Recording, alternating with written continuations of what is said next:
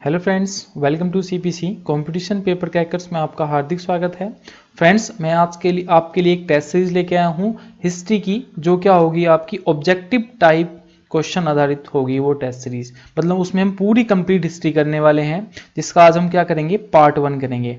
और बिलीव कीजिएगा, वो टेस्ट सीरीज मैंने इस तरह से तैयार की है कि उसमें कोई भी क्वेश्चन से अगर जो एग्जाम से क्वेश्चन आया है वो सारे हमने इस वीडियो में कवर करेंगे। मतलब वो चैप्टर वाइज मैंने एक टेस्ट सीरीज तैयार की है और उसमें से आपको एक भी क्वेश्चन नहीं बचेगा अगर आप कोई भी एग्जाम की तैयारी कर रहे हैं। और स्पेशली जैसे एसएससी सीजीएल का एग्जाम होने वाला है और सीएचएसएल का एग्जाम होने वाला है, तो ये टेस्ट सीरीज आपके लिए क्या होगी, बहुत ज़्यादा महत्वपूर्ण होगी। तो वीडियो को पूरा देखिए, देन हमें बताइएगा कि आपको वो क्वेश्चन की टेस्ट सीरीज कैसी लगी। तो आज हम करने वाले हैं एनिसेंट हिस्ट्री करने वाले हैं। क्या करने वाले हैं, एनिसेंट हिस्ट्री करने वाले हैं। तो स्टार्ट करते हैं बिना टाइम वेस्ट किए सीधे क्वेश्चन पर। तो हमारा जो पहला चैप्टर है वो है हड़प्पा सिंधु सभ्यता। 2500 ईसा पूर्व से 1750 ईसा पूर्व के बीच में सिंधु घाटी सभ्यता मानी जाती है। अच्छा, सिंधु घाटी सभ्यता से आपको एक चीज और ध्यान रखनी है कि मैं जैसे कि एक मैप में बता दूं आपको, एक मैप तरह से करके एक न्यू पेज ले लेते हैं, उसमें मैं आपको बताता हूं। तो जैसे कि इसके उत्तर में क्या है, इसके उत्तर में जो है सिंधु घाटी सभ्यता कहां से कहां तक फैली हुई है, तो उत्तर में है आपका मांडा और ये जो है आपकी,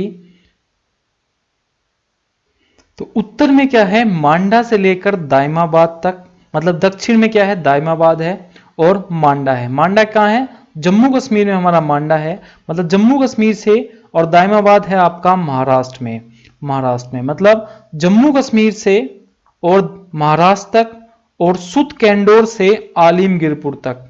और आलिमगीरपुर है यूपी में और सुतकेंडोर है आपका बलूचिस्तान, मतलब पाकिस्तान में। मतलब सिंधु सभ्यता कहां से कहां तक फैली हुई है, मांडा से दाइमाबाद, दक्षिण में दाइमाबाद, उत्तर में मांडा और पश्चिम में सुतकेंडोर जो बलूचिस्तान में है पाकिस्तान के, और आलिमगीरपुर जो है आपका उत्तर प्रदेश में है। और इसका आकार जो है लगभग जो है कैसा है, त्रिभुजाकार इसका आकार है और 13 लाख वर्ग किलोमीटर क्षेत्रफल में आपकी ये क्या सिंधु सभ्यता फैली हुई है अब तक। एग्जाम में एक बार क्वेश्चन पूछा गया था कि इसका आकार कैसा है, तो आपको ध्यान रखना है त्रिभुजाकार है। तो अब बिना टाइम वेस्ट किए सीधे क्वेश्चन में चलते हैं। द फर्स्ट क्वेश्चन इज, तो क्वेश्चन है मोहनजोदड़ो में सबसे बड़ी इमारत कौन सा है। तो एक बार आपको देखिए कौन सी है, तो मैं बताता हूं, इसका आंसर होगा इनमें से कोई नहीं। मोहनजोदड़ो में जो सबसे बड़ी इमारत है वो है आपकी अन्नागार, जहां पर खाना पीना बनाया जाता है, वो मोहनजोदड़ो की सबसे बड़ी इमारत है। मोहनजोदड़ो की सबसे बड़ी इमारत कौन सी है, वो अन्नागार है, जो हड़प्पा में लगभग 6 अन्नागारों के इकलौते के क्या है, बराबर है। और नेक्स्ट क्वेश्चन हमारा क्वेश्चन है विशाल स्नानघर कहां पाया गया। तो विशाल स्नानघर जो पाया गया था, ये पाया गया है आपका मोहनजोदड़ो में। तो इसका आंसर क्या होगा, इसका आंसर होगा सी, कि विशाल स्नानघर ये कहां पाया गया था, मोहनजोदड़ो में पाया गया था। अच्छा, जो ये लंबा था वो 11.188 मीटर क्या था, लंबा था, और 7.01 क्या था, ये चौड़ा था, और ऊंचा जो था वो 2.43 ये ऊंचा था। लेकिन आपको सिर्फ क्या याद रखना है कि विशाल स्नानघर कहां पाया गया था, मोहनजोदड़ो में पाया गया था। ये एसएससी के सीजीएल 2017 में क्वेश्चन आया था। तो बढ़ते अपने नेक्स्ट क्वेश्चन पर। नेक्स्ट क्वेश्चन हमारा, तो क्वेश्चन आपकी स्क्रीन पे है कि देवी माता की पूजा संबंधित थी। तो देवी माता की जो पूजा संबंधित थी, आप बताइए। तो देवी माता की जो पूजा संबंधित थी वो सिंधु घाटी सभ्यता से, किससे संबंधित थी, सिंधु घाटी सभ्यता से संबंधित थी देवी माता की पूजा।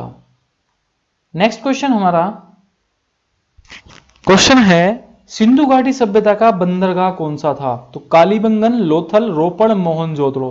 तो सिंधु घाटी सभ्यता का जो बंदरगाह था उसका नाम था लोथल।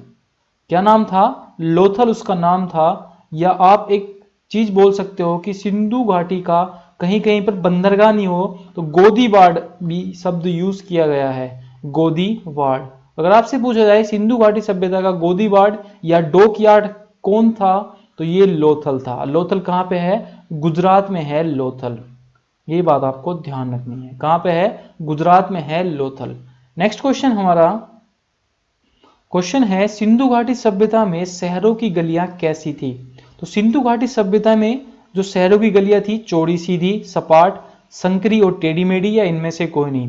तो सिंधु घाटी सभ्यता की जो शहरों की गलियां थी वो चौड़ी और सीधी थी। मतलब सिंधु घाटी सभ्यता में जो है एक दूसरे की सड़कें जो थी वो 90 डिग्री पे एक दूसरे को काटती थी। मतलब सड़कें चौड़ी थी और सीधी थी। ऐसा ही पूछा गया है कि सिंधु घाटी सभ्यता में कि जो सड़कें थी वो कितने 90 कोण पर काटती थी? तो आपको ध्यान रखना है 90 डिग्री के कोण पर एक दूसरे को क्या करती थी? विभाजित करती थी। नेक्स्ट क्वेश्चन हमारा सिंधु घाटी सभ्यता की लिपि कैसी थी? तमिल थी, अज्ञात, खरोष्टी, या इनमें से कोई नहीं? तो फ्रेंड्स सिंधु घाटी सभ्यता की जो लिपि है वो अभी तक क्या है? अज्ञात है। मतलब उसकी लिपि को अभी तक किसी ने क्या नहीं किया है? पढ़ा नहीं है। तो सिंधु घाटी सभ्यता की लिपि कैसी है? अज्ञात है। ये बात आपको ध्यान रखनी है। ये क्वेश्चन आया था यूपीपीसीएस 2015 में। जितने मैं क्वेश्चन आपको करा रहा हूं वो सारे क्वेश्चन किसी ना किसी एग्जाम में आए हुए हैं। नेक्स्ट क्वेश्चन हमारा सिंधु घाटी सभ्यता के लोग किसकी पूजा करते थे? विष्णु की करते थे, पशुपति की करते थे, इंद्र की करते थे, या वायु देवता की करते थे? तो सिंधु घाटी के जो सभ्यता के लोग थे वो पशुपति की पूजा करते थे। मतलब शिव की पूजा करते थे। शिव की पूजा करते थे, ऐसे साक्ष्य मिले हैं सिंधु घाटी सभ्यता से। ये मातृ देवी की पूजा भी करते थे। कौन? सिंधु घाटी सभ्यता के। तो अगर आपको ऑप्शन में मिले कि सिंधु घाटी सभ्यता के लोग किसकी पूजा करते थे, तो आपको लगाना है पशुपति की या शिव की। नेक्स्ट क्वेश्चन हमारा तो क्वेश्चन है कि सिंधु अर्थव्यवस्था की ताकत क्या थी? तो सिंधु अर्थव्यवस्था की जो ताकत थी वो क्या थी? कृषि थी। सिंधु अर्थव्यवस्था की ताकत क्या थी? कृषि थी, क्योंकि कृषि के साक्ष्य यहाँ पर काफी मिले हैं कि जुते हुए खेत के साक्ष्य मिले हैं, बढ़ईगिरी मिला है। तो सिंधु अर्थव्यवस्था की ताकत क्या थी? कृषि थी। नेक्स्ट क्वेश्चन हमारा क्वेश्चन है कि सबसे प्राचीन सभ्यता का नाम क्या था? तो विश्व की सबसे प्राचीन सभ्यता का नाम क्या था? सिंधु घाटी की सभ्यता, मेसोपोटामिया की सभ्यता, मिस्र की सभ्यता, या माया की सभ्यता? तो विश्व की सबसे पुरानी जो सभ्यता मानी जाती है वो मेसोपोटामिया की सभ्यता मानी जाती है। अच्छा, सिंधु सभ्यता को भी इसके क्या माना गया है? समकालीन माना गया है। लेकिन विश्व की सबसे जो प्राचीन सभ्यता मानी जाती है वो मेसोपोटामिया की सभ्यता मानी जाती है। और अगर पूछा जाए कि भारत की सबसे प्राचीन सभ्यता कौन सी मानी जाती है, तो आपको लगाना है सिंधु घाटी की सभ्यता मानी जाती है। नेक्स्ट क्वेश्चन हमारा तो क्वेश्चन है कि निम्नलिखित में से कौन सा सिंधु घाटी सभ्यता स्थल जो है पाकिस्तान में है? तो निम्नलिखित में से कौन सा सिंधु घाटी का जो स्थल है वो पाकिस्तान में है? तो लोथल, आलमगीर या हड़प्पा? तो हड़प्पा जो है ये आपका पाकिस्तान में है। तो हड़प्पा इस टाइम कहां पे है? जो स्थल है वो पाकिस्तान में है। लोथल कहां पे है? ये गुजरात में है। जो सिंधु सभ्यता का एकमात्र क्या है? डोकयार्ड था, या क्या था आपका बोल सकते हो कि क्या बोल सकते हो कि बंदरगाह था। और आलमगीर कहां था? ये उत्तर प्रदेश में है। आलमगीर कहां पे है? यूपी में है। नेक्स्ट क्वेश्चन हमारा कि हमें मिलान करना है कि कौन सी चीज कहां पर है। तो जैसे कि मोहनजोदड़ो में मैंने अभी आपको बताया था कि क्या मिला था? विशाल स्नानघर मिला था। क्या मिला था? विशाल स्नानघर मिला था, जिसकी मैंने लंबाई चौड़ाई भी आपको बताई थी। हड़प्पा से आपको देखना है कि पुजारी की मूर्ति कहां मिली थी? हड़प्पा में मिली थी। विशाल स्नानघर कहां पे मिला आपको? मोहनजोदड़ो में। हड़प्पा में पुजारी की मूर्ति। कालीबंगन मतलब जुते हुए खेत के निशान। जुते हुए खेत के निशान कहां मिले? तो ये मिले आपके कालीबंगन में। और आपको एक चीज और ध्यान रखनी है कि लोथल से क्या मिला है आपको? तो लोथल से मिला है आपको कि अगर पूछा जाए सिंधु घाटी सभ्यता का बंदरगाह, तो ये मिला आपको बंदरगाह कहां मिला? लोथल में। लोथल कहां पे है? गुजरात में है। मतलब मैंने क्या बताया कि मोहनजोदड़ो आपका विशाल स्नानघर, हड़प्पा पुजारी की मूर्ति, और कालीबंगन आपको क्या मिला? जुते हुए खेत के साक्ष्य, और लोथल से मिला आपको बंदरगाह। नेक्स्ट क्वेश्चन हमारा तो क्वेश्चन है हमारा, मानव द्वारा प्रयोग किया गया पहला धातु कौन सा था? तो मानव द्वारा जो प्रयोग किया गया पहला धातु था वो क्या था? तांबा था। क्या था? तांबा था। कि मानव ने जिस धातु का प्रयोग सबसे पहले किया वो क्या था? हमारा तांबा। ध्यान रखना है कि मानव द्वारा प्रयोग किया गया जो पहला धातु था वो तांबा था। नेक्स्ट क्वेश्चन हमारा, तो क्वेश्चन है देवी मां की पूजा संबंधित है। तो मैंने बताया था कि आपको कि अभी देवी मां की पूजा भी कौन करते हैं? सिंधु घाटी सभ्यता के लोग जो हैं वो किसकी करते हैं? देवी मां की पूजा भी करते हैं। और किसके करते थे? पशुपति की भी करते थे। पशुपति और देवी मां आपको ऑप्शन में मिलेंगी, तो इन दोनों में से एक क्या लगा देना है कि सिंधु घाटी सभ्यता के लोग पशुपति और देवी मां की क्या करते थे? पूजा करते थे। नेक्स्ट क्वेश्चन हमारा, तो क्वेश्चन है कि निम्नलिखित पालतू जानवरों में से कौन सा सिंधु सभ्यता का टेराकोटा में अनुपस्थित था? तो पालतू जानवरों में ऐसा कौन था जो टेराकोटा में अनुपस्थित था? भेड़, भैंस, गाय और सुअर। तो गाय जो थी वो सिंधु सभ्यता में टेराकोटा में क्या थी? अनुपस्थित थी। क्योंकि जो सिंधु सभ्यता में आर्यों के जो प्रमुख पशु है वो गाय था और उनका आर्थिक जीवन का आधार थी गाय। किसकी? आर्यों की। नेक्स्ट क्वेश्चन हमारा, तो क्वेश्चन क्या है कि हड़प्पा सभ्यता किस वर्ष खोजा गया था? तो हड़प्पा सभ्यता की जो खोज की गई थी वो 1921 में की गई थी। अच्छा, मैंने आपको बताया कि हड़प्पा सभ्यता इस टाइम कहां पे है? पाकिस्तान में है। 1921 में इसकी खोज की गई थी। उस टाइम इंडिया में खोज की गई थी और इसकी जो खोज की थी वो किसने की थी? दयाराम साहनी। दयाराम साहनी ने इसकी क्या की थी? खोज की थी। तो ध्यान रखना है कि हड़प्पा सभ्यता कहां पे? पाकिस्तान में है। 1921 में इसकी खोज की गई और किसने की? दयाराम साहनी ने खोज की। नेक्स्ट क्वेश्चन हमारा, तो क्वेश्चन है हमारा कि भारत में सबसे पहले खोजा गया शहर था मोहनजोदड़ो, सिंध या हड़प्पा या इनमें से कोई नहीं। तो जो भारत में सबसे पहले खोजा गया शहर था, ये थोड़ी प्रिंटिंग टाइपिंग मिस्टेक है, इसका हड़प्पा है। हड़प्पा। तो भारत में सबसे पहले खोजा गया जो शहर था वो हड़प्पा था। कौन सा शहर था? हड़प्पा था, जो इस टाइम पाकिस्तान में है। 1921 में इसकी खोज की थी और किसने की थी? दयाराम साहनी ने की थी।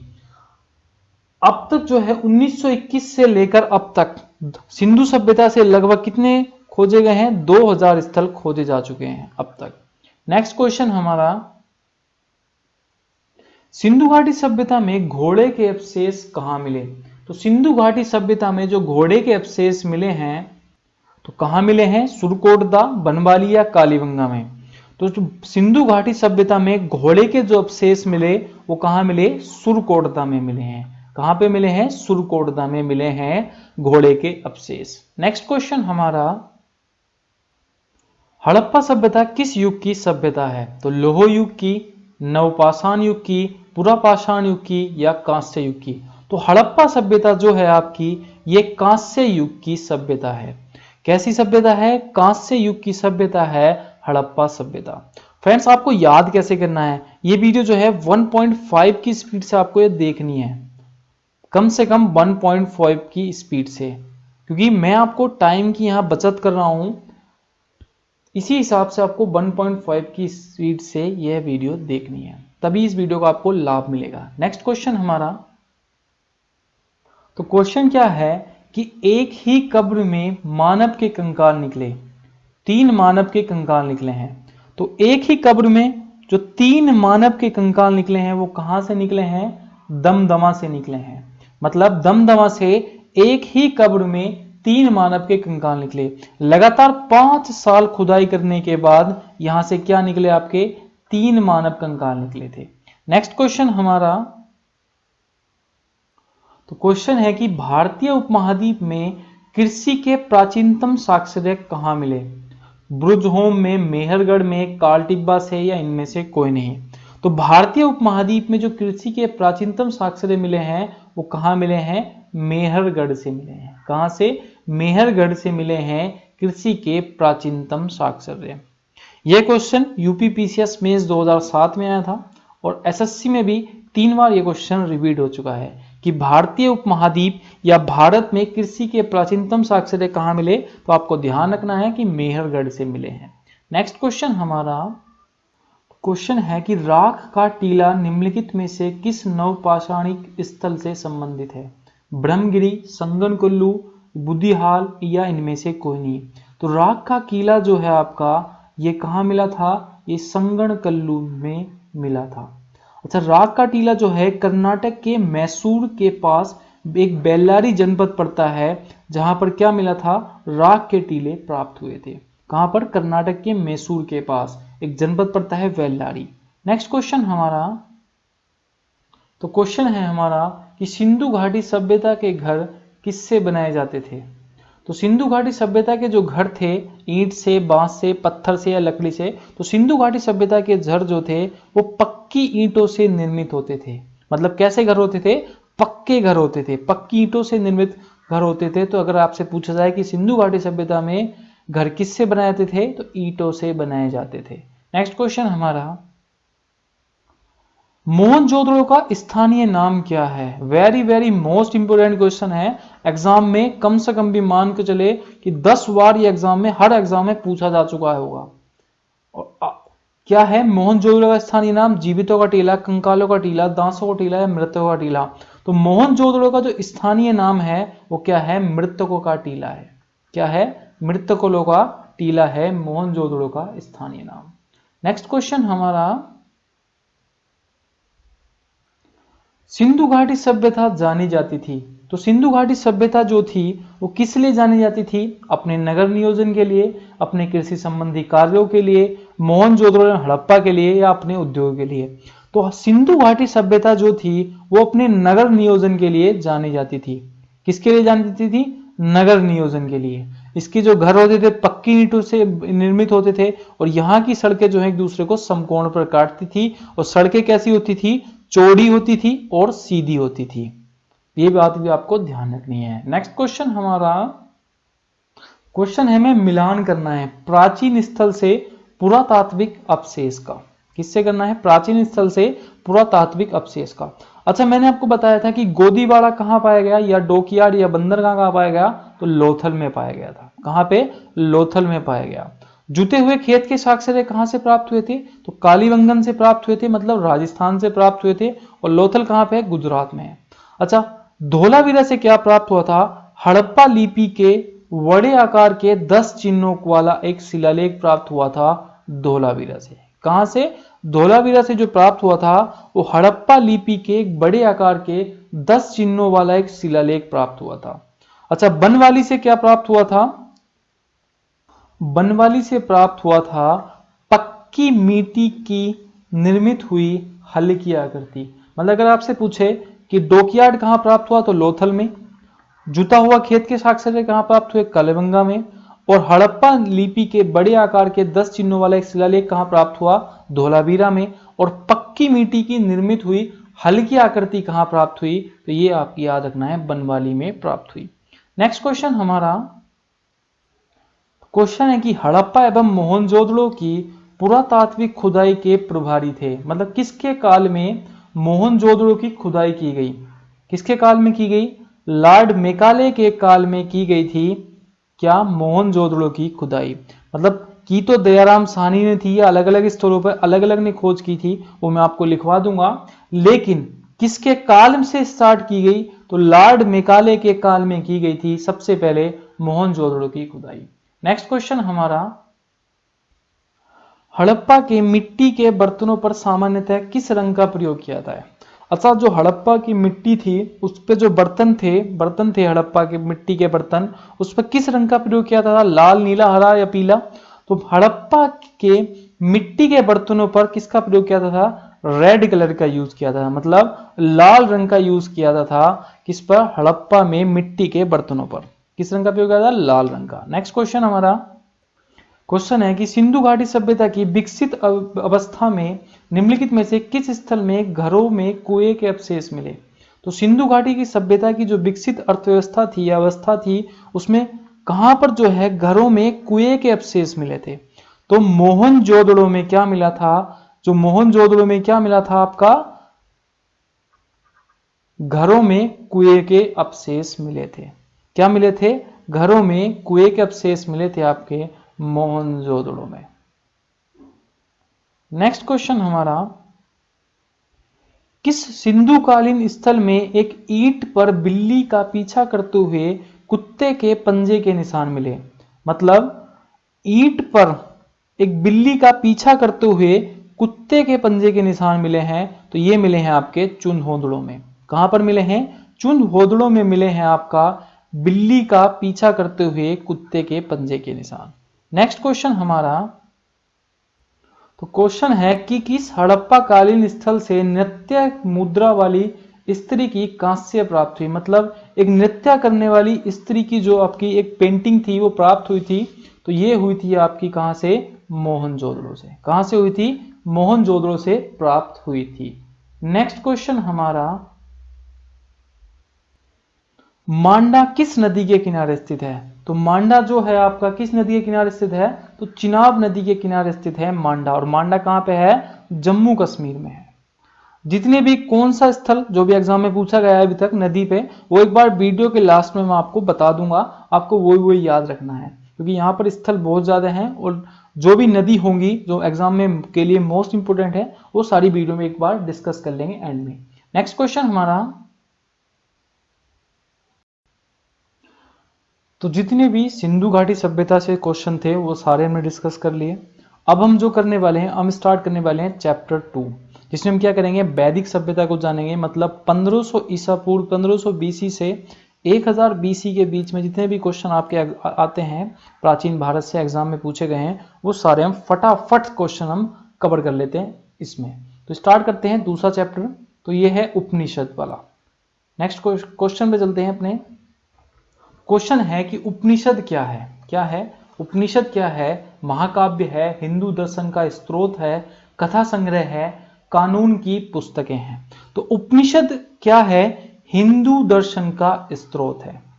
क्या है? हिंदू दर्शन का स्रोत है उपनिषद। इसका जो अर्थ होता है वो है कि गुरु के समीप बैठकर क्या करना? ज्ञान की प्राप्ति करना, इसका अर्थ है। एग्जाम में एक बार पूछा गया था कि उपनिषद का अर्थ क्या है, तो गुरु के पास बैठकर ज्ञान प्राप्त करना। और कितने उपनिषद हैं? 108 उपनिषद हैं अब तक। कितने उपनिषद हैं? 108 उपनिषद हैं। नेक्स्ट क्वेश्चन हमारा, तो प्रसिद्ध गायत्री मंत्र किससे लिया गया है? तो ये लिया गया है आपका ऋग्वेद से। कहां से लिया गया है? ऋग्वेद से लिया गया है। और ऋग्वेद के तीसरे मंडल से लिया गया है क्या? गायत्री मंत्र। और ये किसको समर्पित है? ये सूर्य देवता को समर्पित है। तो एग्जाम में काफी बार पूछा गया है कि ऋग्वेद का तीसरा मंडल किसको समर्पित है? सूर्य देवता को समर्पित है। और ऋग्वेद में गायत्री मंत्र किससे लिया गया है? गायत्री मंत्र किससे लिया गया? ऋग्वेद से लिया गया है और ऋग्वेद के तीसरे मंडल से लिया गया है। और ये किसको समर्पित है? सूर्य देव को समर्पित है। सबसे पुराना वेद कौन सा है? तो ये भी कौन सा है आपका? ऋग्वेद ही है, सबसे पुराना वेद।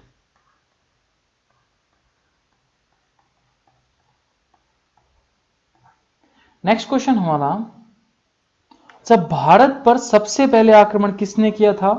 तो भारत पर सबसे पहले आक्रमण किसने किया था? आर्यों ने किया था। या भारत में सबसे पहले बसने वाले कौन थे? ये आर्य ही थे। सबसे पहले आक्रमण भी आर्यों ने किया और सबसे पहले बसने वाले भी कौन थे? आर्य थे। नेक्स्ट क्वेश्चन हमारा, क्वेश्चन है कि आर्य जनजातियों की प्राचीनतम बस्ती कहां है? तो आर्य जनजातियों की जो प्राचीनतम बस्ती है वो सप्त सिंधु में है। अच्छा, आर्य जनजातियों की प्राचीनतम बस्ती कहां पे है? सप्त सिंधु में है। और भारत पर सबसे पहले कौन बसे थे? आकर आर्य बचे थे। इस चीज की जो जानकारी मिलती है आर्यों के बारे में, बसने के बारे में या प्राचीनतम बस्ती के बारे में, ये कहां से मिलती है? ऋग्वेद से मिलती है। कहां से मिलती है? ऋग्वेद से इसके बारे में जानकारी मिलती है। नेक्स्ट क्वेश्चन हमारा, पंचतंत्र के लेखक कौन हैं? तो पंचतंत्र के जो लेखक हैं वो कौन हैं? तो विष्णु शर्मा। कौन है? पंचतंत्र के लेखक कौन है? विष्णु शर्मा हैं। ये एग्जाम में क्वेश्चन पूछा गया था 2016 में, एसएससी के एग्जाम में ये क्वेश्चन पूछा गया था कि पंचतंत्र के लेखक कौन है। तो आपको ध्यान रखना है कि विष्णु शर्मा जो हैं वो पंचतंत्र के लेखक हैं। नेक्स्ट क्वेश्चन हमारा, क्वेश्चन है कि कंबोडिया के किस प्रसिद्ध मंदिर में रामायण और महाभारत के चित्र दर्शाए गए हैं? तो कंबोडिया का एक मंदिर है, इसका नाम है एंक्रो वाट का मंदिर। क्या नाम है इसका? एंक्रो वाट का मंदिर है। इसमें रामायण और महाभारत के चित्रों को दर्शाया गया है इस मंदिर में। और विश्व के सबसे बड़े मंदिरों में से एक भी क्या है आपका, ध्यान रखना है, एंक्रो वाट का मंदिर है। नेक्स्ट क्वेश्चन, निम्न में से कौन चिकित्सक नहीं था? तो निम्न में से कौन चिकित्सक नहीं था? शुशुक, चरक, धन्वंतरी या चावाक? तो चावाक जो थे ये क्या थे? चिकित्सक नहीं थे। और इस शुशुक, चरक और धन्वंतरी ये क्या थे? ये चिकित्सक थे। नेक्स्ट हमारा क्वेश्चन है कि निम्न में से कौन योग के जनक माने जाते हैं? पतंजलि, अगस्त्य, बाणभट्ट? तो पतंजलि जो है वो योग के जनक माने जाते हैं। कौन? पतंजलि। किसके? योग के जनक कौन माने जाते हैं? पतंजलि माने जाते हैं। नेक्स्ट क्वेश्चन हमारा, तो क्वेश्चन है कि किस वेद में बलि सूत्रों को शामिल किया गया? मतलब जब बलि देते थे उसमें जो मंत्र का उच्चारण होता था वो किस वेद में किया जाता था? तो बलि प्रथा जो के सूत्रों को शामिल किया गया है वो यजुर्वेद में किया गया है। मतलब यजुर्वेद से आपको देखना है कि बलि प्रथा, बलि प्रथा किससे याद रखना है आपका? यजुर्वेद से। सामवेद से आपको ध्यान रखना है कि अगर संगीत से कुछ भी होता है किसी वेद में तो किस में हुआ है? वो किस में हुआ है? सामवेद में हुआ है। अथर्ववेद में आपको ध्यान रखना है कि जादू टोना, जादू टोना किससे संबंधित है? तो जादू टोना जो है आपका अथर्ववेद से संबंधित है। और ऋग्वेद से आपको ध्यान रखना है कि प्राचीन आर्यों का विस्तार, मतलब आर्यों का जो विस्तार के बारे में बताया गया है वो किसमें बताया गया? ऋग्वेद से। तो सामवेद से आपको संगीत, अथर्ववेद से जादू टोना, यजुर्वेद से बलि प्रथा और ऋग्वेद से आपका आर्यों का विस्तार। ये सारी चीजें आपको ध्यान रखनी है। नेक्स्ट क्वेश्चन हमारा, वैदिक आर्यों का प्रमुख भोजन क्या था? तो जौ और चावल, चावल और दाल, दूध या इसके उत्पाद, या सब्जियां और फल? तो आर्यों का जो प्रमुख भोजन था वो दूध और उसके उत्पाद थे। या तो वो दूध पीते थे या दूध में मिलाकर क्या पीते थे? सत्तू मिलाकर पीते थे। क्या मिलाकर पीते थे? या तो दूध मिलाकर पीते थे या दूध में सत्तू मिलाकर पीते थे। क्योंकि आर्य क्या है? आर्य क्या रखते थे? सिर्फ गाय रखते थे। तो गाय का तो दूध पीते थे या गाय के दूध में सत्तू मिलाकर उसको पीते थे। नेक्स्ट क्वेश्चन हमारा, क्रम के अनुसार निम्नलिखित चरणों में से कौन सा विकल्प सही है? तो एसएससी ने ये क्वेश्चन भी पूछा हुआ है 2000 में। कब? कौन सा? कि ब्रह्मचर्य, गृहस्थ, वनवास और संन्यास। गृहस्थ, ब्रह्मचर्य, वनवास, संन्यास। ब्रह्मचर्य, वनवास, संन्यास, गृहस्थ, या गृहस्थ, वनवास, ब्रह्मचर्य और वनवास और ब्रह्मचर्य। तो जो हिंदू धर्म है उसके अनुसार क्या होता है कि हमें 25 साल तक ब्रह्मचर्य का पालन करना चाहिए, 25 से 50 साल तक आपका गृहस्थ जीवन, और 50 से 75 साल तक वनवास, और फिर क्या होना चाहिए? संन्यास लेना चाहिए। तो इसका विकल्प कौन सा सही है आपका? ए विकल्प सही है, ब्रह्मचर्य, गृहस्थ, वनवास और संन्यास। नेक्स्ट क्वेश्चन हमारा, तो क्वेश्चन है, वैदिक लोगों द्वारा किस धातु का प्रयोग सबसे पहले किया गया? तो वैदिक लोगों द्वारा जो जिस धातु का प्रयोग सबसे पहले किया गया वो क्या है आपका? तांबा। मतलब तांबे का जो प्रयोग था वैदिक लोगों द्वारा वो सबसे पहले किया गया था। किसका? तांबे का प्रयोग। नेक्स्ट क्वेश्चन हमारा, अच्छा, भारत में वर्ण व्यवस्था किस लिए बनाई गई थी? श्रमिक की गतिहीनता, आर्थिक उत्थान, श्रम की गरिमा को मान्यता देने हेतु, या व्यवसायिक श्रम विभाजन? तो इसका जो भारत में जो वर्ण व्यवस्था थी वो व्यवसायिक और श्रम विभाजन के लिए बनाई गई थी। अच्छा, भारत में जो वर्ण व्यवस्था है वो कितने चरणों में पाई गई? 2 चरणों में पाई गई है। कितने चरणों में? 2 चरणों में पाई गई है। एक पाई गई है ऋग्वैदिक काल में और दूसरी उत्तर वैदिक काल में। एक ऋग्वैदिक काल में और दूसरी उत्तर वैदिक काल में। अच्छा, ऋग्वैदिक काल में क्या थी? जो वर्ण व्यवस्था थी वो श्रम पर आधारित थी। किस पर आधारित थी? श्रम पर, मतलब मेहनत पर। और उत्तर वैदिक काल में जो वर्ण व्यवस्था थी वो किस पर आधारित थी? जन्म पर आधारित थी। किस पे थी? जन्म पर आधारित थी। नेक्स्ट क्वेश्चन हमारा, भारतीय शासन के प्रतीक सत्यमेव जयते निम्नलिखित में से किस ग्रंथ से लिया गया है? तो उपनिषद, सामवेद, रामायण या ऋग्वेद। तो जो सत्यमेव जयते है ये लिया गया है आपका उपनिषद से। अच्छा, कौन से उपनिषद से लिया गया है? तो ये लिया गया है मुंडको। किससे? मुंडको। मुंडको उपनिषद से यह लिया गया है। और मैंने आपको बताया था कि उपनिषद कितने हैं? 108 उपनिषद हैं। और मुंडको उपनिषद से भी कहां लिया गया है? सारनाथ के स्तूप से लिया गया है। और भारत का राष्ट्रीय वाक्य भी क्या है आपका? सत्यमेव जयते है। Next question. क्वेश्चन है कि आर्य शब्द का शाब्दिक अर्थ क्या है? तो आर्य शब्द का जो शाब्दिक अर्थ है वो है श्रेष्ठ या कुलीन। क्या अर्थ है आर्य शब्द का शाब्दिक अर्थ? श्रेष्ठ या कुलीन। अच्छा, आर्य के बारे में कहां से जानकारी मिलती है? वो ऋग्वेद से मिलती है। पहली चीज आपको ध्यान रखनी है। अच्छा, सबसे पहले कौन बसे थे? तो आर्य बसे थे भारत में आकर। और किसके खाने में क्या प्रयोग करते थे? तो ये प्रयोग करते थे दूध या दूध से बने उत्पाद। और आर्य शब्द का शाब्दिक अर्थ क्या है? श्रेष्ठ या कुलीन। नेक्स्ट क्वेश्चन हमारा कि निम्नलिखित में से किस फसल का ज्ञान वैदिक लोगों को नहीं था? तो जो गेहूं, चावल, तंबाकू। तो जो वैदिक काल के लोग थे उनको तंबाकू का क्या नहीं था? ज्ञान नहीं था। मतलब तंबाकू की फसल का उनको ज्ञान नहीं था। तो एक एग्जाम में क्वेश्चन आया है, याद रखना है आपको कि उनको किस फसल का ज्ञान नहीं था। जौ का उनको ज्ञान था, गेहूं का उनको ज्ञान था, चावल का उनको ज्ञान था, पर तंबाकू का उनको ज्ञान नहीं था। नेक्स्ट हमारा, निम्नलिखित में से कौन से वेद संयुक्त रूप से त्रयी या वेद त्रयी कहलाते हैं? तो वो कौन से 3 वेद हैं जो क्या कहलाते हैं? त्रयी कहलाते हैं या वेद त्रयी कहलाते हैं? तो इसका जो आंसर होगा वो ऋग्वेद, यजुर्वेद और सामवेद जो हैं, ये 3 रूप से ऐसे संयुक्त वेद हैं जो क्या कहलाते हैं? त्रयी कहलाते हैं या वेद त्रयी कहलाते हैं। नेक्स्ट हमारा, ऋग्वेद का मुख्य व्यवसाय क्या था? तो ऋग्वेद में जो लोगों का मुख्य व्यवसाय था वो क्या था आपका? पशुपालन था। मतलब उनका सबसे बड़ा धन क्या था? पशुपालन था। व्यापार किसका करते थे? पशुपालन का ही करते थे। क्योंकि ऋग्वेद में आर्यों का वर्णन है और आर्य क्या लगते थे? गाय रखते थे। और गाय को क्या है अघन्य शब्द यूज किया है, मतलब ना मारने वाला, कि किसको नहीं, किस पशु को मारा नहीं जाता? गाय को।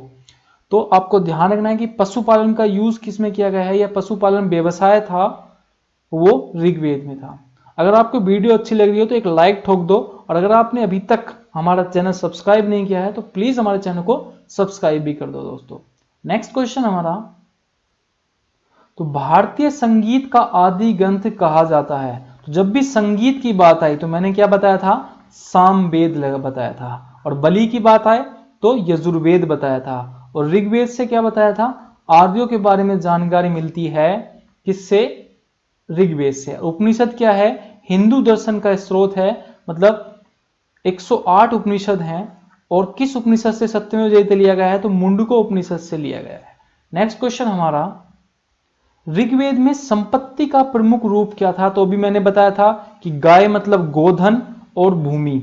तो संपत्ति का जो प्रमुख रूप था वो ए और बी इसका आंसर होगा कि ऋग्वेद में संपत्ति का जो प्रमुख रूप था गोधन था। मतलब गाय पाली जाती थी, गायों का ही क्या होता था? व्यापार होता था। और गाय से क्या होती थी? भूमि होती थी जिसपे क्या थी? फसल वगैरह उगाए जाते थे। और उनको किस फसल का ज्ञान नहीं था? तंबाकू का उनको ज्ञान नहीं था। ये बात भी आपको ध्यान रखनी है ऋग्वेदिक काल में। नेक्स्ट हमारा, पुराणों की संख्या कितनी है? तो कितने पुराण हैं तो आपको बताना है। तो पुराणों की संख्या कितनी है? 18 पुराण हैं हमारे। कितने पुराण हैं? 18 पुराण हैं। नेक्स्ट हमारा, वैदिक धर्म का मुख्य लक्षण इनमें से किसकी उपासना थी? प्रकृति की, पशुपति की, देवी माता या त्रिमूर्ति की? तो वैदिक धर्म में जो मुख्य लक्षण था वो किसकी उपासना थी?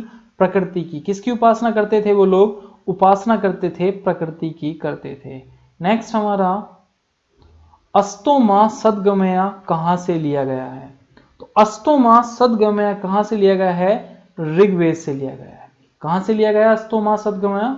ऋग्वेद से लिया गया है अष्टोमा सद्गमया।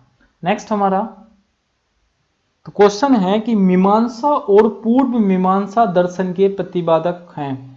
तो मीमांसा और पूर्व मीमांसा दर्शन के जो प्रतिपादक हैं वो कौन है? जैमिनी है। कौन है? जैमिनी है मीमांसा और पूर्व मीमांसा के प्रतिपादक। नेक्स्ट, तो अगर वीडियो अच्छी लग रही हो तो भाई क्या कर देना है? सब्सक्राइब जरूर कर देना है, चैनल को लाइक कर देना है और वीडियो को शेयर कर देना है। तो क्वेश्चन है हमारा कि प्रसिद्ध 10 राजाओं का युद्ध मतलब 10 राज युद्ध। 10 राजाओं का युद्ध क्या कहलाता है? 10 राज युद्ध कहलाता है। और किस नदी के तट पर लड़ा गया है?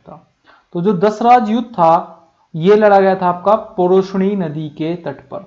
10 राजाओं में एक युद्ध हुआ था, इसको 10 राज युद्ध कहा जाता है। और किस नदी के तट पर लड़ा गया? पोरोशनी नदी के तट पर लड़ा गया। अच्छा, पोरोशनी नदी का जो आधुनिक नाम क्या है आपका? रावी नदी है। क्या नाम है? रावी नदी है। मतलब पोरोशनी नदी को का जो आधुनिक नाम है रावी नदी है। वीडियो के एंड में मैं इस सारी नदियां जो भी हैं जिनका आधुनिक नाम है वो एक बार आपको डिस्कस करा दूंगा। नेक्स्ट हमारा, तो क्वेश्चन है हमारा कि धर्म शास्त्रों में भू राजस्व की दर क्या है? कि धर्म शास्त्रों में जो भूमि कर लगाया जाता है, मतलब कितना भूमि का उपज जो है आपको टैक्स देना होता है वो क्या है? तो 1/3, 1/4, 1/6, 1/8। तो धर्म शास्त्रों में जो टैक्स की दर है भूमि की वो कितनी है? 1/6 है। मतलब 6 में से एक हिस्सा क्या है आपको टैक्स में देना होता है। नेक्स्ट, 800 BC से मतलब ईसा पूर्व से 600 ईसा पूर्व के काल को किस युग का काल कहा जाता है या किस युग को कहा जाता है? तो ब्राह्मण युग, रामायण योग सूत्र युग या महाभारत युग? अच्छा, 800 ईसा पूर्व से 600 ईसा पूर्व का जो काल कहा जाता है, युग कहा जाता है, वो ब्राह्मणों का युग कहा जाता है। क्या कहा जाता है? ब्राह्मणों का युग कहा जाता है। 800 BC से 600 BC के बीच का जो युग था वो क्या कहा गया? ब्राह्मण युग कहा गया। नेक्स्ट हमारा, न्याय दर्शन के प्रतिपादक कौन थे? यहाँ पे थोड़ी क्या न्याय दर्शन के प्रचारित किया गया। न्याय दर्शन को किसने प्रचारित किया? तो न्याय दर्शन के प्रतिपादक या न्याय दर्शन को किसने प्रचारित किया? वो किया? गौतम ने। गौतम बुद्ध ने क्या था? न्याय दर्शन को प्रचारित किया था। नेक्स्ट हमारा, तो क्वेश्चन है कि प्राचीन भारत में निष्क के नाम से जाने जाते थे। तो स्वर्ण आभूषण जो थे वो निष्क के नाम से जानते थे। या आप एक चीज और आती है कि अगर पूछ ले आपसे कि प्राचीन भारत में निशाका के नाम से जाने जाते थे, तो कौन थे? स्वर्ण आभूषण थे। मतलब भारत में निशाका के नाम से जाने थे, सोने के जो आभूषण होते थे उन्हें निष्क या निशाका के नाम से जाना जाता था। नेक्स्ट हमारा, भारत के किस स्थल की खुदाई से लौह धातु के प्रचलन के प्राचीनतम प्रमाण मिले? मतलब लौह धातु के हमें प्रमाण कहाँ मिले? तो अंतरजी खेड़ा से क्या मिला हमें? लौह धातु के क्या मिले? साक्ष्य मिले। कहां से? अंतरजी खेड़ा से। नेक्स्ट हमारा,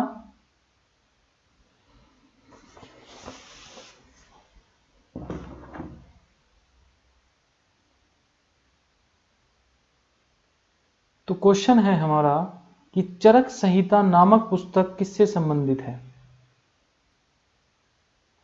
चरक संहिता नामक पुस्तक किससे संबंधित है? तो चिकित्सा से संबंधित है। नेक्स्ट हमारा, तो क्वेश्चन है हमारा कि यज्ञ संबंधी विधि विधानों का पता चलता है कि कहां पर यज्ञ संबंधी विधि विधानों का पता किससे चलता है? तो यजुर्वेद से चलता है। किससे? यजुर्वेद से पता चलता है। किसका? यज्ञ संबंधी विधि विधानों का। अच्छा, ऋग्वेद से क्या पता चलता है? आर्यों के विस्तार का पता चलता है। सामवेद से संगीत का पता चलता है। अच्छा, ब्राह्मण युग किस युग को कहा गया? तो 800 ईसा पूर्व से 600 ईसा पूर्व के बीच के युग को क्या बोला गया? तो ब्राह्मण युग बोला गया। यजुर्वेद से किसको पता चला? यज्ञ संबंधी विधि विधानों का, मतलब बलि प्रथा का। नेक्स्ट हमारा,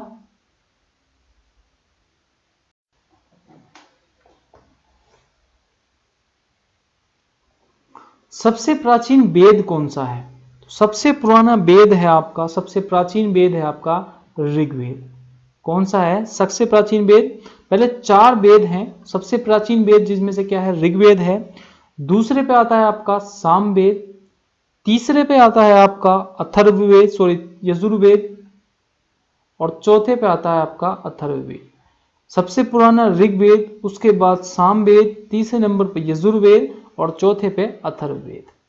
नेक्स्ट हमारा क्वेश्चन है कि किस वेद में जादुई माया वशीकरण का वर्णन किया गया है? तो मैंने अभी बताया था आपको कि अथर्ववेद में क्या होता है, जादू टोना किससे संबंधित है?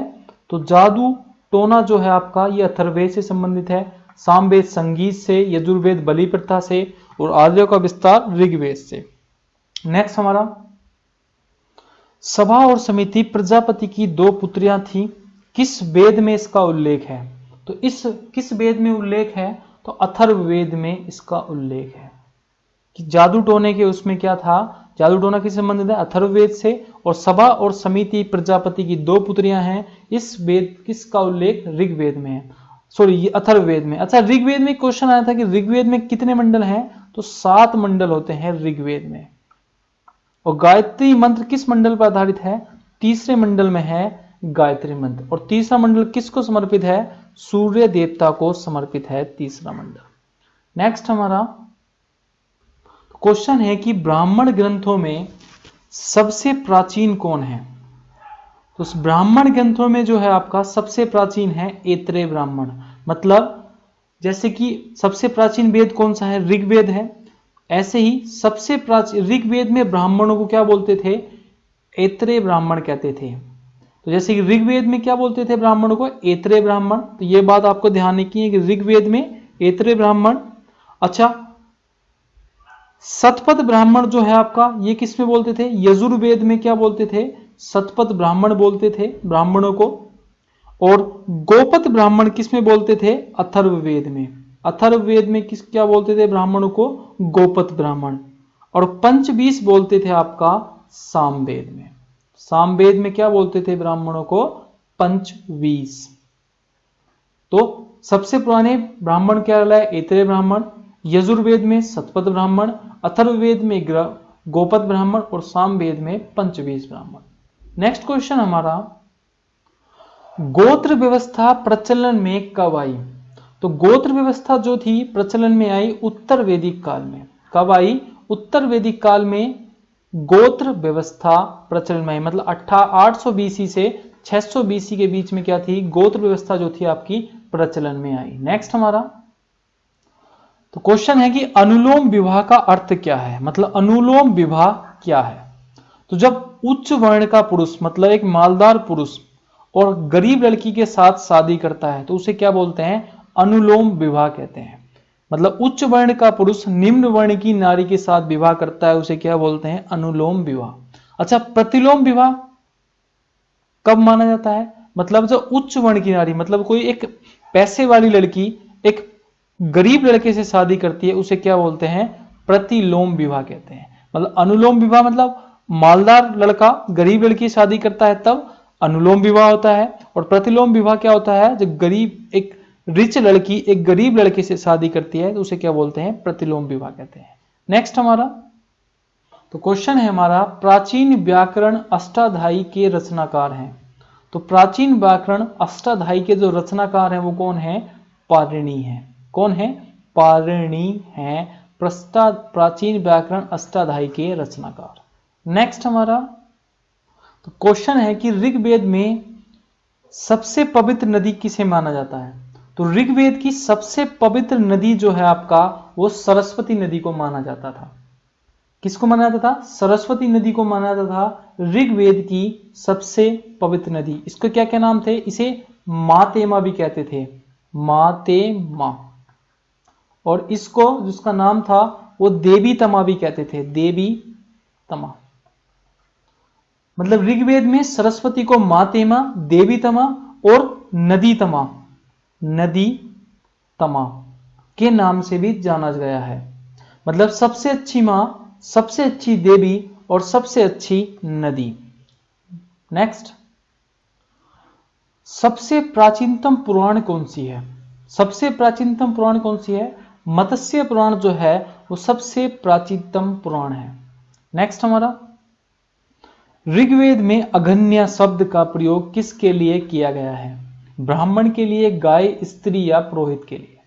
तो मतलब जिसका वध ना किया जाए उसे क्या बोलते हैं? अघन्य। तो ये गाय शब्द के लिए प्रयोग किया गया है ऋग्वेद में। किसके लिए? गाय। और गाय कौन पालते थे? आर्य पालते थे। और ऋग्वेद में धन कौन सा होता था? वो पशुधन था, मतलब पशुओं से ही क्या होता था? व्यापार होता था। आर्य किसका यूज करते थे खाने पीने में? दूध और दूध से बने जो प्रोडक्ट होते थे, मतलब सत्तू वगैरह का इस्तेमाल करते थे। नेक्स्ट हमारा, तो क्वेश्चन है हमारा कि गायत्री मंत्र की रचना किसने की? तो गायत्री मंत्र की रचना की थी विश्वामित्र ने।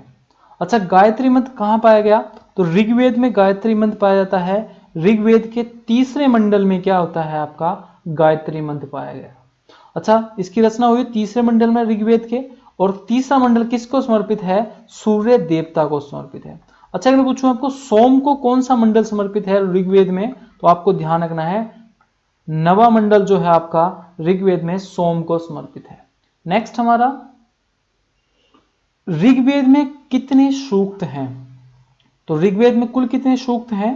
तो 1028 कितने हैं ऋग्वेद में एक सूक्त हैं। और वेरी मोस्ट इंपोर्टेंट क्वेश्चन है, एग्जाम में काफी बार पूछा गया है कि ऋग्वेद में कुल कितने सूक्त हैं? तो 1028 जो है मंत्र बोल सकते हो या सूक्त बोल सकते हो। नेक्स्ट हमारा, तो हमने किसकी बात कर ली? वैदिक सभ्यता की बात कर ली। अब हम चैप्टर करेंगे तीसरा स्टार्ट, तीसरे का ए पार्ट हम करेंगे, जिसमें हम क्या डिस्कस करेंगे? महाजनपद के काल के बारे में डिस्कस करेंगे। मतलब 600 ईसा पूर्व से 325 ईसा पूर्व के बारे में डिस्कस करेंगे। जितने भी आपके एग्जाम में क्वेश्चन आए हैं वो डिस्कस करने वाले हैं हम इसमें तीसरे चैप्टर में। तो स्टार्ट करते हैं पहला क्वेश्चन पे। तो क्वेश्चन है कि भारत का कौन सा क्षेत्र प्राचीन सभा में अवंतिका के नाम से जाना जाता था? अच्छा, भारत का ऐसा कौन सा क्षेत्र है जो अवंतिका के नाम से जाना था? तो ये जो है मालवा महाजनपद। मालवा महाजनपद जो था वो किस नाम से जानता था? अवंतिका के नाम से जाना जाता था। इसको मालवा महाजनपद को।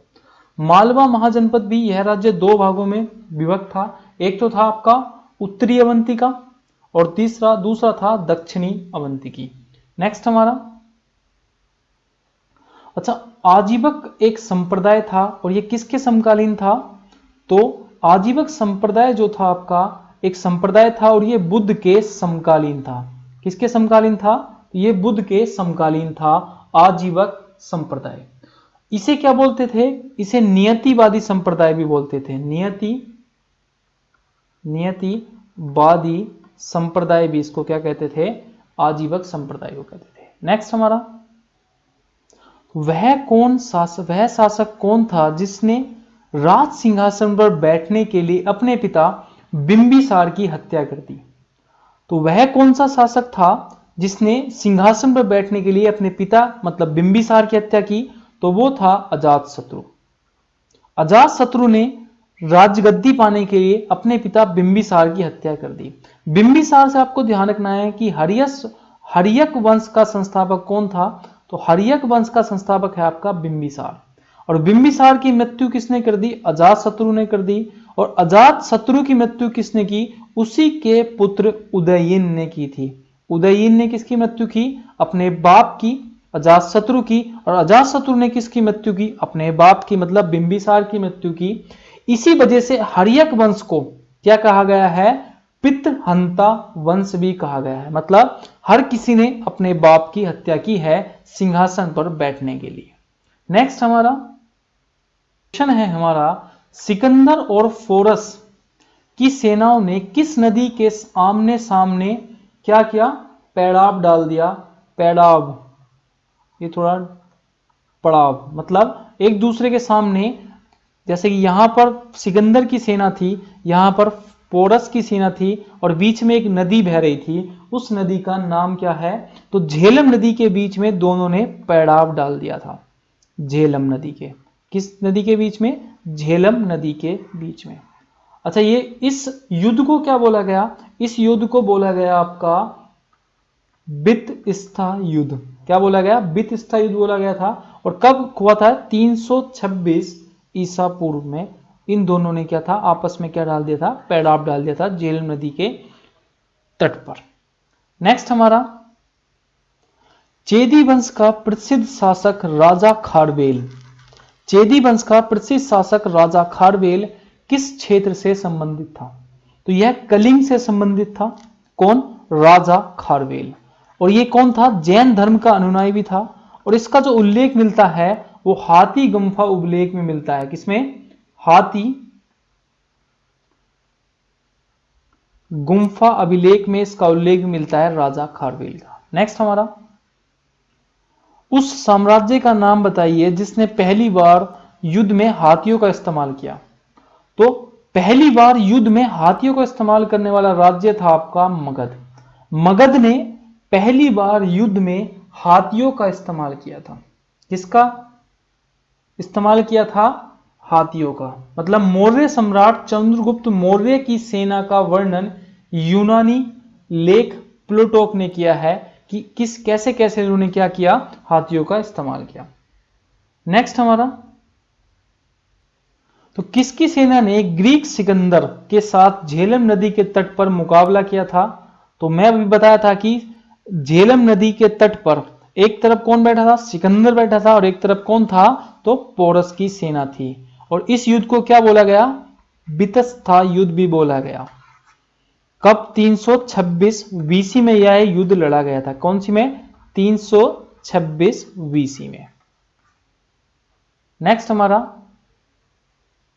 उस गणतंत्र का नाम बताइए जो 6ठी शताब्दी ईसा पूर्व में 8 राज्यों का संघ था।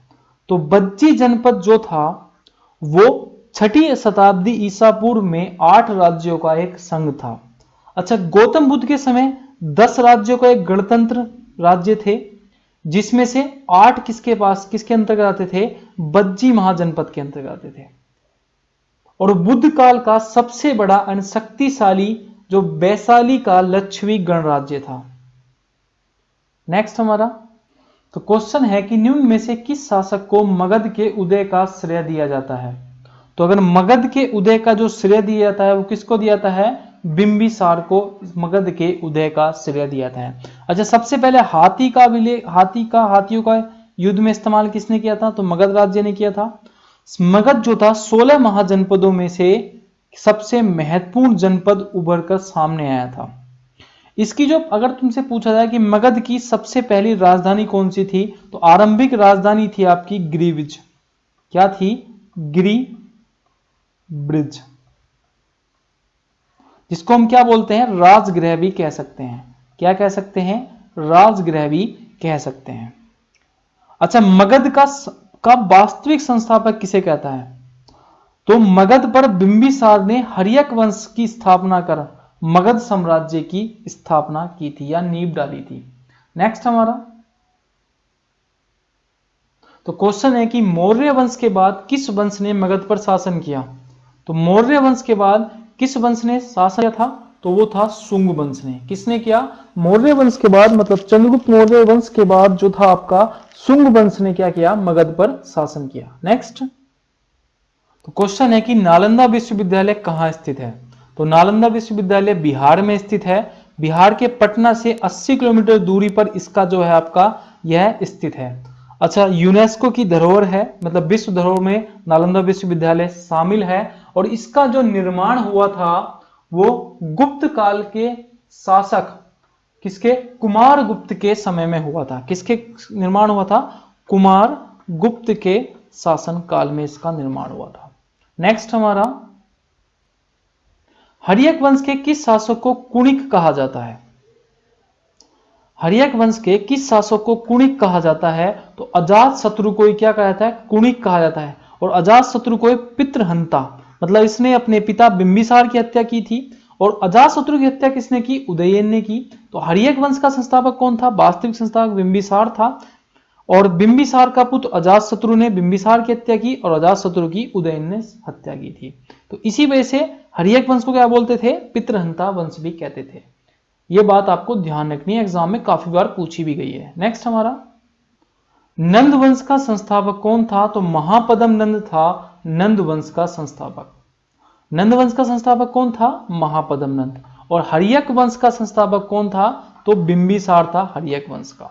दोनों चीज याद रखनी है आपको कि बिंबिसार हर्यक वंश का था और महापद्म नंद नंद वंश का संस्थापक था। नेक्स्ट हमारा तो क्वेश्चन है कि पाली ग्रंथों में गांव के मुखिया को क्या कहा जाता था? तो पाली ग्रंथों में गांव के मुखिया को भोजक या ग्राम भोजक कहा जाता था। क्या बोलते थे? भोजक या ग्राम भोजक कहते थे पाली ग्रंथों में गांव के मुखिया को। नेक्स्ट हमारा मगध की प्रथम राजधानी कौन सी थी? तो अभी मैंने बताया था गिरिविज या राजगृह मगध की क्या थी? प्रथम राजधानी थी। अच्छा, युद्ध में हाथियों का इस्तेमाल किसने किया? मगध ने किया था।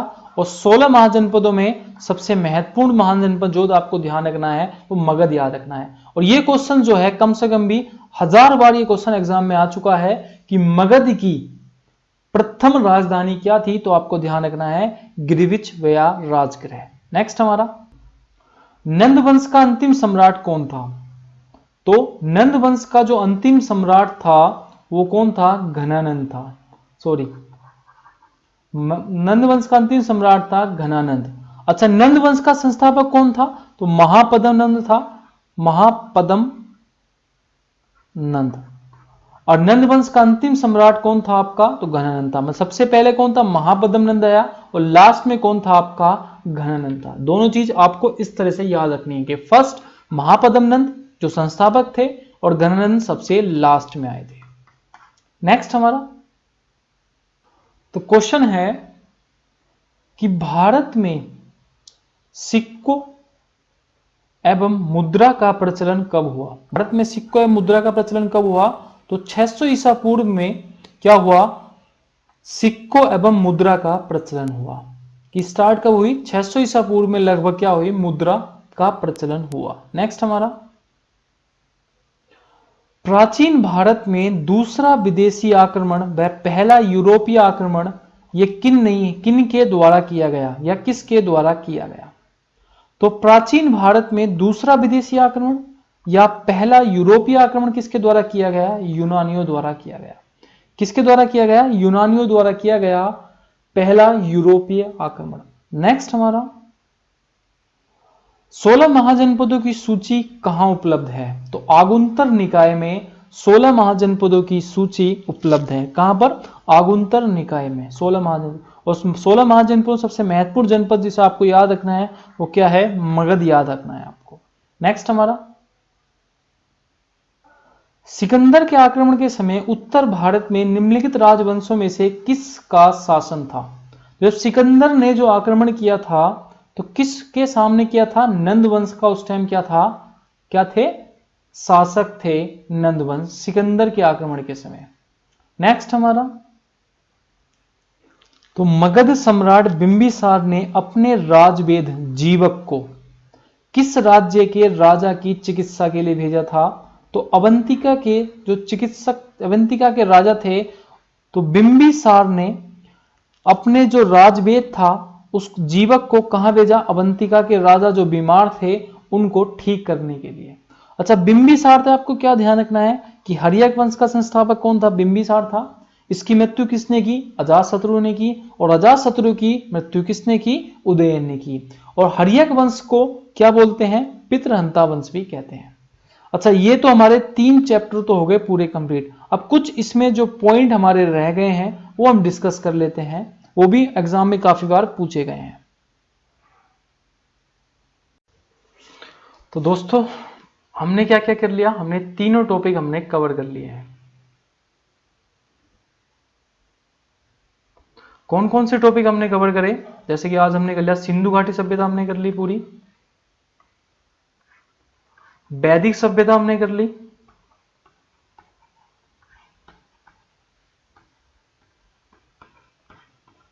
और हमने क्या किया? हमने महाजनपद काल कवर कर लिया। इसमें हमने कितने कर लिए? क्वेश्चन कर लिए हमने 100 क्वेश्चन हमने कर लिए। मतलब वे क्वेश्चन कर लिए जो एग्जाम के किसी ना किसी पॉइंट पर आए हुए हैं, वो सर ने डिस्कस कर लिए। अब कुछ पॉइंट हमारे रह गए हैं वो डिस्कस कर लेते हैं एक बार। तो हम क्या जानेंगे कि कौन सा स्थल किस नदी के किनारे है। एग्जाम में जैसे एसएससी का एग्जाम है उसमें ये क्वेश्चन आते हैं, जिसने वनडे एग्जाम है आखिरकार पूछा गया है हर किसी न किसी क्वेश्चन पे। तो मोस्ट हम कर लेते हैं। तो एक बार मैं कलर चेंज कर लेता हूं। जैसे कि क्वेश्चन पूछा गया हड़प्पा जो है, हड़प्पा किस नदी के किनारे है। तो हड़प्पा जो है आपका नदी से याद रखना है आपको, रावी नदी के किनारे है हड़प्पा। किस नदी के किनारे है, रावी नदी के किनारे पे। ऐसे ही मोहनजोदड़ो किस नदी के किनारे है, तो मोहनजोदड़ो किस नदी से संबंधित है या किस नदी के किनारे है, तो सिंधु नदी के किनारे स्थित है मोहनजोदड़ो। अच्छा, लोथल जो भारत जो सिंधु सभ्यता का एकमात्र क्या था, डॉकयार्ड था, वो किस नदी के किनारे है, तो वो नदी है आपका भोगवा। भोगवा किस नदी के किनारे है, लोथल भोगवा नदी के किनारे है। अच्छा, रोपण किस नदी के किनारे है, तो रोपण है आपका सतलज नदी के किनारे। किस नदी के किनारे है, सतलज नदी के किनारे है रोपण। अच्छा, मांडा जो जम्मू कश्मीर में है, और मांडा किस नदी के किनारे है आपका, तो चेनाब नदी के किनारे स्थित है आपका मांडा। किस नदी के किनारे स्थित है, मांडा चेनाब नदी के किनारे। अच्छा, आलिमपुर ये कहां स्थित है, उत्तर प्रदेश में स्थित है, और किस नदी के किनारे है आपका, तो हिंडन नदी के किनारे स्थित है। किस नदी के किनारे है, हिंडन नदी के किनारे स्थित है आलिमगीरपुर। ये सब आपको कितने 5 आपको याद रखने हैं, और एग्जाम में एक ना एक आपको इससे क्वेश्चन मिल जाएगा। अच्छा, एक चीज और याद रख रहे हो आप कि कालीबंगा, कालीबंगा किस नदी के किनारे है, तो ये रखना है आपको घग्गर नदी के किनारे। किस नदी के किनारे, घग्गर नदी के किनारे स्थित है आपका कालीबंगा। एक चीज ये होगी, एक चीज आपको याद रखनी है। तो क्या याद रखना है कि कच्चा माल और प्राप्ति स्थल मतलब जो प्रमुख धातु हैं उनकी खोज कहां हुई है। तो एक बार कलर चेंज कर लेता हूं मैं। तो जैसे कि तांबे की खोज कहां हुई है, तांबे की खोज कहां हुई है, तो खेतड़ी में हुई है। खेतड़ी में इसकी खोज हुई है, मतलब राजस्थान और बलूचिस्तान में। राजस्थान में कह सकते हो, और बलूचिस्तान में इसकी खोज क्या हुई है, इसकी खोज हुई है, ये पूछा गया है। और शीशे की खोज कहां हुई है, शीशा की, तो अफगानिस्तान में इसकी खोज हुई है। अफगानिस्तान में इसकी खोज हुई है। और गोमेद की खोज हुई है आपकी गुजरात में। एक चीज आपको ये याद रखनी है। नेक्स्ट हमारा एक चीज आपको याद रखनी है कि हड़प्पा जो स्थल है वो कहां कहां पे है। अच्छा, मांडा कहां पे है, तो मांडा आपको ध्यान रखना है जम्मू कश्मीर में मांडा है। अच्छा, दाइमाबाद कहां पे है, तो महाराष्ट्र में है, आपको ध्यान रखना है। कालीबंगा कहां पे है, तो राजस्थान में कालीबंगा है। अच्छा, राखी गढ़ी कहां पे है, तो हरियाणा में क्या है आपका राखी गढ़ी है। अच्छा, लोथल कहां पे है, तो लोथल आपका क्या था हड़प्पा का, तो ये इस टाइम है गुजरात में। एग्जाम में काफी बार पूछा गया कि मांडा कहां है, दाइमाबाद कहां है, कालीबंगा कहां है, राखी गढ़ी कहां है, लोथल कहां है। नेक्स्ट हमारा, अच्छा कुछ आपको नदियों के नाम भी याद रखने हैं जो प्राचीन नदियां हैं। जैसे कि आस्कनी किस नदी का प्राचीन नाम था, तो मतलब सॉरी इसका आधुनिक नाम क्या है आस्कनी का, तो इसका नाम है आपका चिनाब। क्या नाम है, तो चिनाब का पुराना नाम क्या है, तो आस्कनी है। अच्छा, बिपाशा किसका प्राचीन नाम था, मतलब ब्यास का प्राचीन नाम था आपका बिपाशा नदी।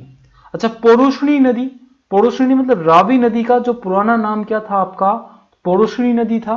अच्छा, सदानीरा, सदानीरा किसका नाम था, तो जो गंडक नदी है, गंडक नदी है इसका पुराना नाम क्या था आपका सदानीरा था। और सुतुद्री किस नदी का नाम था, तो ये था आपका सतलज का। सतलज का पुराना नाम क्या था आपका सुतुद्री। तो ध्यान रखना है आपको, एग्जाम में क्वेश्चन पूछे गए हैं। अच्छा, एक चीज और याद रखनी है आपको, बस इतना ही आपको याद रखना था। तो फ्रेंड्स, अगर आपको वीडियो अच्छी लगी तो हमें कमेंट बॉक्स में जरूर बताना है, और अगर आपने हमारे चैनल को अभी तक सब्सक्राइब नहीं किया है तो प्लीज हमारे चैनल को सब्सक्राइब भी जरूर कीजिएगा, और बेल आइकन का बटन जरूर दबाइए, जिससे कि आने वाले लेटेस्ट वीडियो आपको सबसे पहले मिले। अगर पार्ट अच्छा लगा है तो जब भी कमेंट कीजिएगा, और कुछ कमियां लगती हैं तो भी कमेंट करके जरूर बताइए। इसका नेक्स्ट पार्ट हम जल्दी लेके आएंगे, मतलब पार्ट 2, जिसमें हम क्या करेंगे 100 क्वेश्चन करेंगे अगले, और इसमें हमने 100 क्वेश्चन किए थे, मतलब एक भी क्वेश्चन हिस्ट्री से ऐसा नहीं बचना चाहिए, यही हमारा टारगेट है जो आपको एग्जाम में ना मिले। तो मिलते हैं नेक्स्ट वीडियो में, तब तक के लिए जय हिंद जय भारत।